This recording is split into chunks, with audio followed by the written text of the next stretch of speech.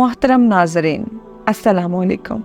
آج کی داستان پھلوں سے لدے ہوئے اس باغ کی ہے جو آسمانی بجلی گرنے سے جل کر راکھ ہو گیا تھا، اور یہ باغ کے مالکوں کے لیے مکافات عمل تھا، کیونکہ ان لوگوں نے محتاجوں اور کمزور افراد کو ان کا حق دینے سے انکار کیا تھا۔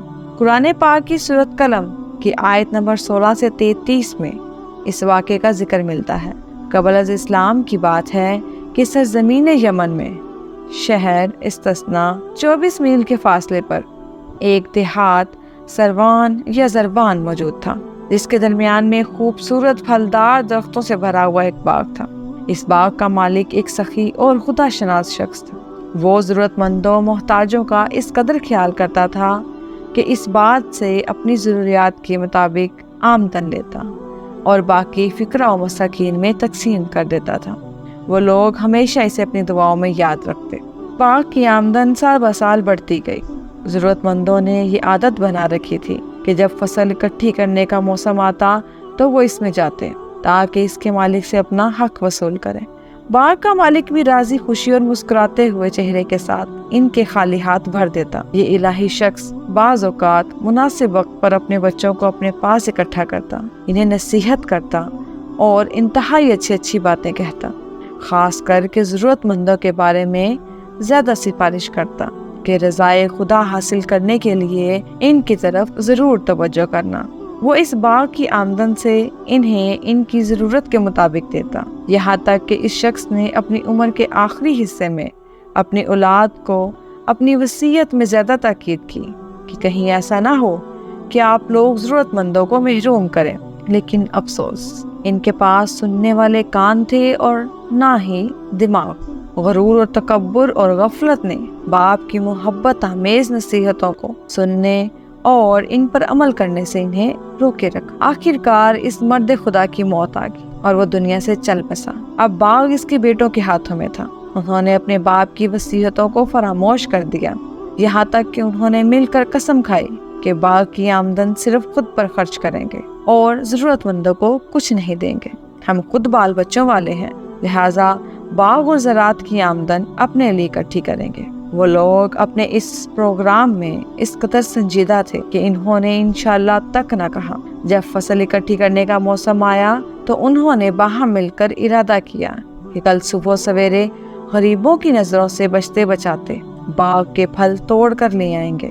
ضرورت مندوں اور محتاجوں کو جو ان کے باپ کے زمانے میں اس امید سے باغ میں آئے کہ ان کا حق دیا جائے، لیکن اس دفعہ وہ محروم لوٹے، اور اللہ تعالیٰ نے اس دنیا پرست اور مغرور مالکان پر غضب ڈھایا۔ آدھی رات کے وقت موت کی نیند سلانے والی آسمانی بجلی اس باغ پر گرائی گئی۔ اس نے سرسبز باغ کو جلا کر سیاہ رات کی مانند کر دیا، اور اس باغ میں راکھ کے سوا کوئی چیز باقی نہ رہی۔ سارا باغ جل کر کالی رات جیسا ہو گیا۔ باغ والے جو کہ اس واقعے سے بالکل بے خبر تھے، انہوں نے صبح سویرے ایک دوسرے کو آواز دی اور پھل توڑنے کے لیے باغ کی طرف روانہ ہوئے۔ انہوں نے رستے میں ایک دوسرے کو آہستہ سے کہا، محتاط رہیں، آج ایک فقیر تک بھی باغ میں نہ گھسنے پائے گا۔ جب وہ باغ میں پہنچے تو وہاں پر مٹھی بھر راکھ دیکھی، ہر شے گرد میں ڈوبی، اور اس قدر چکرا گئے کہ انہیں یقین نہیں آ رہا تھا۔ انہوں نے ایک دوسرے سے کہا کہ ہم راستہ تو نہیں بھول گئے۔ پھر انہوں نے کہا کہ ہمارے ساتھ یہ سب کچھ کیا ہو رہا ہے؟ آخر ہمارے ہاتھ سے سب کچھ کیسے چھن گیا؟ ہم کس طرح محروم ہو گئے؟ ان کا ایک بھائی جو کہ سب سے عقل مند تھا، اس نے ان سے کہا کہ میں نے تمہیں نہیں کہا تھا کہ خدا کی تسبیح و تقدیس کر رہے ہیں؟ اب جب کہ ان کے غبارے سے غرور اور تکبر کی ہوا نکل چکی تھی، خدا کی تسبیح و تقدیس کرنے لگے، اپنے آپ کو ظالم اور خطا کار کہنے لگے، اور ایک دوسرے کو لعن و ملامت کرنے لگے۔ ہائے ہمارے اوپر افسوس کہ ہم ظالم ہو گئے تھے، آخرکار وہ ہیلا و فریب کی وجہ سے آ پہنچے ہیں اور اپنے لیے خود ہی بت خرید لی۔ لیکن اس ناگہانی عذاب نے ان باغ والوں کو اس قدر ہلا کے رکھ دیا کہ انہوں نے اس سے عبرت حاصل لی، خاص کر اپنے ایک بھائی جو باقی تمام سے زیادہ عقلمند تھا کی نصیحت سے وہ خواب غفلت سے بیدار ہوئے اور توبہ کر لی۔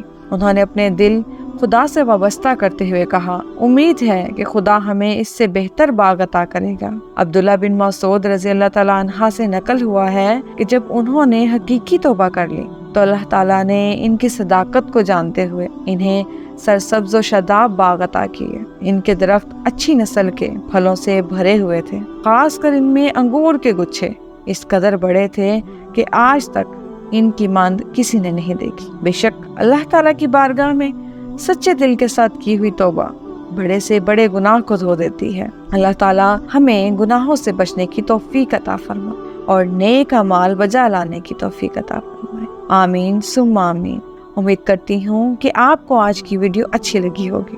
اگر آپ کو ہماری ویڈیو اچھی لگی ہے تو ویڈیو کو لائک کیجیے گا اور مزید اس طرح کی ویڈیوز دیکھنے کے لیے ہمارا چینل سبسکرائب کر لیں۔ ملتے ہیں نیکسٹ ویڈیو میں، اجازت دیجیے، اللہ حافظ۔